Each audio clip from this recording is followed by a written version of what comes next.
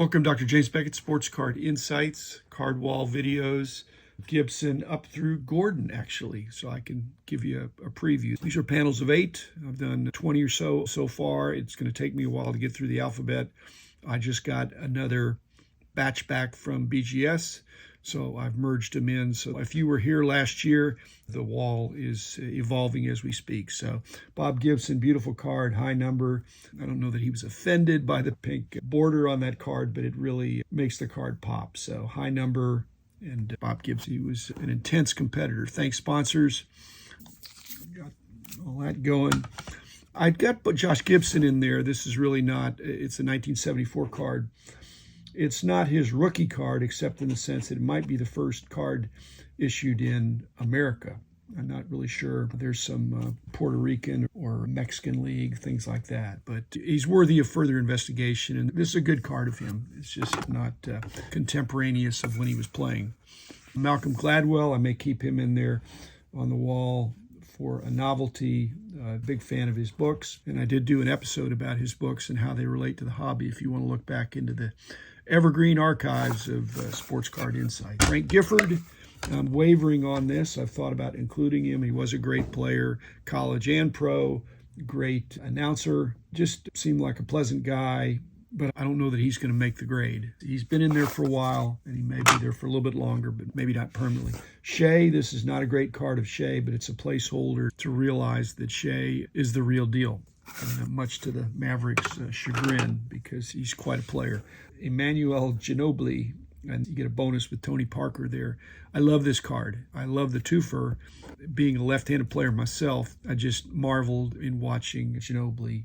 One of my close friends, it's his favorite player too. This card's staying on the wall, and Tony Parker's there. Tony Parker's not going to be there in his own right, even though he was another Mavericks nemesis as well. Mike Golic will be there for a while.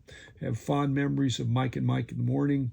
He wasn't a bad player. He had some highlights, but probably more known as a commentator and a sports personality and a big personality. So that's an interesting card. It's probably there for a little bit longer. Lefty Gomez, Goofy was one of his nicknames. This is a pre-rookie, the 1928 Z-Net, so it's got to be one of his tougher cards, and I probably will keep that there for a long time. Juan Gonzalez, a lot of local interest. This is just a card of him. I wanted to have a placeholder for Juan Gonzalez, but I think he's going to drop off. Again, he just was a great player, but he just does not get any Hall of Fame consideration.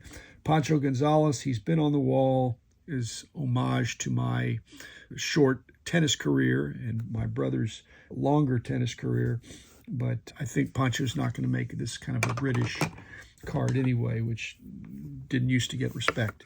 Tony Gonzalez, this is the platinum version. I love the platinums. I've had some of those, and this is a great card. It's hard to pack pull, that's for sure. But Tony, I think, in spite of his basketball and football experience at Cal, I think he's not going to make it.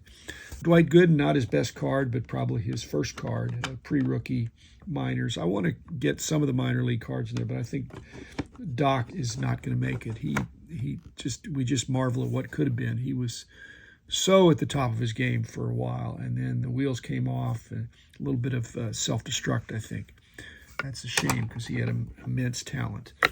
This is a sheet metal card of Jeff Gordon. Again, I'm just trying to cover all the sports and all the personalities. Jeff Gordon was a dominant driver for a long time and still popular. He has people that don't like him, but there's a lot of more people that do like him. And a part of it is just the novelty of the sheet metal, and evokes a conversation of how NASCAR was a little bit of a market leader in terms of creative ways to incorporate elements from the races.